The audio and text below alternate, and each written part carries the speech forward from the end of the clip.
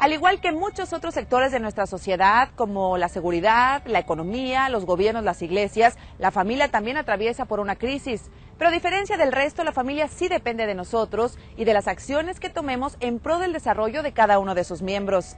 En la siguiente entrevista veremos cómo el reconocido investigador Jesús Amaya Guerra nos llevará a comprender que una de las tareas de los padres de familia es formar a los hijos en valores que les permiten en un futuro diferenciar lo bueno de lo malo, lo justo de lo injusto, lo humano de lo bestial. Estamos enfrentando a situaciones más complejas ahora actualmente. ¿Por qué? Porque los estilos de familia están cambiando. ¿Y cuál es la razón de este cambio? Son varios factores. Uno factor es el proceso de la democratización a nivel mundial.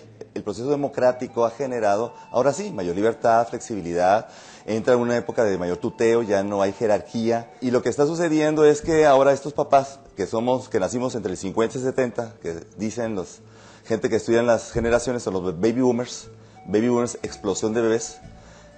¿Por qué explosión de bebés? Para tener una idea, en la década de los 60, aquí en México, el promedio de hijos era 6.2 hijos por familia. Era un montón de niños, por eso éramos los baby boomers, eran muchos. Y como éramos muchos y teníamos nuestros papás estrictos, firmes, pues carecimos de muchas cosas, vivimos consecuencias. Y ahora que soy papá, no quiero que sufra mi hijo lo que yo sufrí. O sea, no es lo mismo tener 5, 6, 8 hermanos, tener en la casa, en 10 personas en la casa, un solo baño, que ahora tener un hijo, 2 hijos, un hermano, en donde cada quien tiene su propia recámara, su propio cuarto, sus propios juguetes, su propia ropa. Si yo tengo 2 hijos, en vez de comprar 2 bicicletas, compro una. Que se van a pelear, qué bueno que se peleen, en serio, qué bueno, para que se empiecen a tolerar, a respetar. O sea, no es el proceso del número, sino es nuestra actitud. Si yo tengo la posibilidad de poner a cada hijo en un cuarto separado, no los pongo a los 2 en el mismo cuarto. Claro, depende del género, depende de la edad, los separo. ¿Por qué? Porque los estudios indican que estos hermanos que crecen en el mismo cuarto generan mejores actitudes como hermanos, mejores actitudes hacia la familia, mayor tolerancia, el proceso de retrasar la gratificación, o sea, empezamos a crecer mejores como personas. Claro, no vamos a pelear, todos los hermanos nos peleamos, entonces como que ahora los papás les sienten un poco de ansiedad, que no se peleen y que no haya roces, es normal, o sea, es proceso precisamente de la interacción. El problema es que ahora estas generaciones jóvenes, una de las características más importantes de esos papás jóvenes es que empiezan ahora sí a ser papás ausentes. Es un problema típico. En nuestro libro de Padres Obedientes, Hijos Tiranos, la generación boomer, que nacimos entre 50 y 70, pues somos los papás obedientes, somos permisivos, les damos mucho a los niños, los sobreprotegemos, pero al menos ahí estamos. Pero la generación que ahorita tiene 20, 25 años de edad y empieza a ser papás, son papás no obedientes, van a ser papás ausentes. Son papás que jamás tuvieron la posibilidad de responsabilidad porque fueron educados por nosotros en la permisividad, en darles demasiado, y al momento que tienen una familia no saben qué hacer con ella. Entonces vamos a empezar a tener una generación mucho más difícil con estos muchachos que ahorita están en maternal, quizá en preescolar, y muchos de ellos todavía no nacen. Y la generación de los 20, 30 años ya tienen a sus hijos, ¿qué mote les vamos a dar? ¿Cuál sería su distintivo? El distintivo del niño va a ser niños vacíos, hijos vacíos. ¿Por qué? Porque carecen de afecto, carecen de presencia. Es muy típico ahora que el niño se sube al carro, le dan su 10, le dan su computadora, lo ponen en una película. En la casa, observas en la mesa comiendo, están con su iPad, en su BlackBerry, etcétera, etcétera. Estamos ahorita haciendo estudios precisamente de lo que es el aspecto de la tecnología y estamos encontrando que niños de 4º de primaria, 5º de primaria, 6º de primaria, cerca del 90% tienen Facebook. Y todos ellos son menores de 13 años. Y la edad mínima para abrir un Facebook es 13 años. Entonces, ¿qué sucede? Tú cuando tratas de abrir el Facebook te pregunta, ¿qué edad tienes? Y si tú le pones 11 años, no te lo abre, no te lo crea. Entonces, el niño miente, el papá miente para que su hijo tenga ese proceso. Entonces, ahora muy tempranamente estos muchachos se están enfrentando a una tecnología. Entonces, los empezamos a aislar. Es una generación que es desconectada. Aunque esté conectada virtualmente, se desconecta cara a cara. Ya los niños no son capaces de vernos a la cara, de platicar. Lo vemos en los restaurantes, los niños están jugando, están en el iPad, no hay diálogo, no hay convivencia. Entonces estamos generando una generación totalmente virtual. Ahora, el problema es los equilibrios, ¿no? Así es. Es decir, no prohibirle a un niño que no tenga acceso a las tecnologías, porque entonces le vas a crear una desventaja absoluta en el futuro, pero tampoco ser tan permisivos. Pero ¿cómo saber cuál es el punto medio? Buscar límites. O sea, yo no puedo permitir que mi hijo esté 6 horas diarias enfrente de un monitor. Hijito, 1 hora, hora y media, quizás 2 horas. O sea, fijo límites. 2, regla, no internet, no computadora, no celular, no videojuegos en el cuarto o recámara de tus hijos. No, póngalos en lugar público, donde la gente entra, salga. He tenido cantidad de padres de familia, muchachos de 11 años, niños de 11 años, de 10 años, que los papás descubren pornografía en los laptops, en las computadoras de sus hijos. Y no es pornografía suave, ligera. No es como el Playboy de los 60, 70. Estamos hablando de lo que es pornografía dura, donde hay sadismo, hay masoquismo, ¿me explico? Y entonces es realmente llenar de basura a tus hijos, y los papás se sorprenden. ¿Cómo que mi hijo a los 10 años está viendo eso? Pues claro, no supervisas, no platicas, no dialogas, no estás al pendiente de ellos. Por eso el muchacho está teniendo un campo realmente muy peligroso. Tengo un ejemplo en donde yo hablo cuando yo estaba en la secundaria, era estudiante de secundaria. Final de los 60, principios de los 70, salió una película mexicana que yo quería ver, porque mis amigos y compañeros pues la veían y hablaban mucho de ella. El problema es que esa película era pornográfica, de adultos, jamás la pude ver. El título era Modisto de señoras. Esa era la película, y jamás la vi porque era de adultos. Hace unos domingos, después de un programa, a las 11 de la mañana, película Modisto de señoras, hora de matiné. Digo, ¿cómo? No entiendo. Ese es el problema. Uno de los serios problemas que estamos viviendo en esta generación es que los niños están creciendo sin roles, sin modelo, sin autoridad. Déjate un ejemplo. Hace año y medio nos invitaron a Sudáfrica. Trabajamos con papás y maestros. Hay un serio problema de disciplina en Sudáfrica. Y conocí una historia hermosísima, que realmente la hablo mucho en las conferencias y en los libros. Hace 3 años, en Kruger, uno de los parques nacionales más grandes del mundo, encontraron rinocerontes blancos muertos. Nadie se explicaba quién los mataba. Y el problema es que están en peligro de extinción. Empezaron a investigar y encontraron que eran los elefantes. Los elefantes asesinaban a estos rinocerontes. Y no solamente asesinaban a los rinocerontes, sino que además atacaban a los turistas, destruían las aldeas, realmente tenían una conducta que no podían con ellos en este proceso. Y empezaron a encontrar cuál es la causa. Y la causa que encontraron es que estos elefantes crecieron sin roles, sin modelos, sin autoridad. 20 años antes, en esta área, había demasiados elefantes. Nadie sabía qué hacer con estos elefantes porque estaban destruyendo toda la ecología. Y la única solución que encontraron fue matar a todos los adultos. Yo hablo siempre, cuando hablamos de un proceso de disciplina, es como guiar un caballo. Para guiar un caballo uso 2 riendas importantes. Una rienda es de cariño, de amor, de diálogo, de convivencia importante. Pero otra rienda es de estructura, de orden, de límites. Si estiro nomás una rienda, pues el caballo se puede ir por un lado. Y si estiro solamente la otra, se puede ir por el otro lado. Es una combinación de las 2 riendas, respeto y firmeza. Yo a mi hijo lo amo y lo respeto, pero soy firme. Y lo oriento y hay límites. Mi misión como papá, y eso es bien importante, es realmente no que mi hijo me ame, sino preparar a mi hijo para este camino tan duro. Esa es mi misión, esa es mi función importante, no que me ame. Por eso ahora son amigos.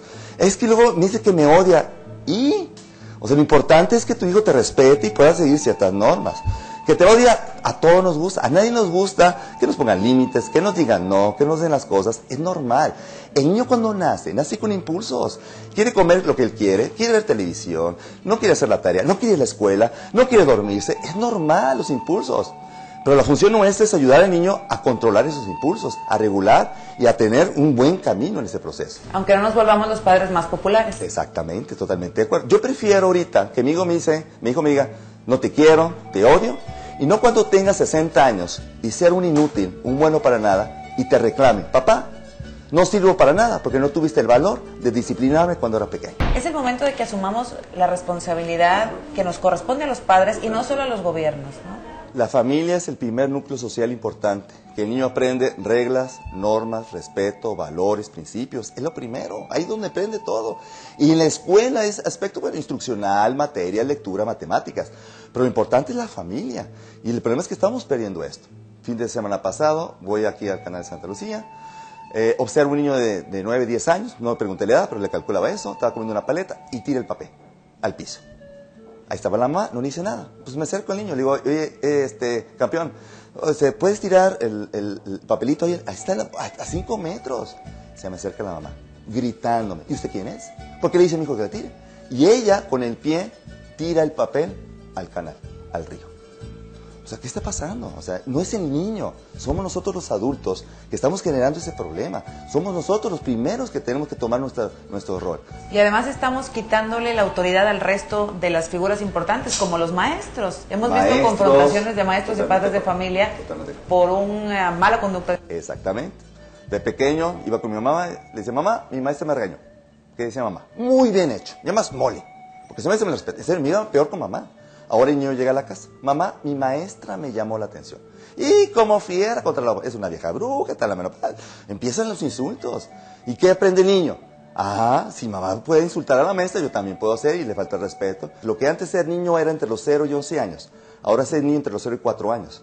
Porque a los 4 o 5 años este niño empieza a vivir como adolescente, a tener experiencia de adolescente, a tener privilegios de adolescente.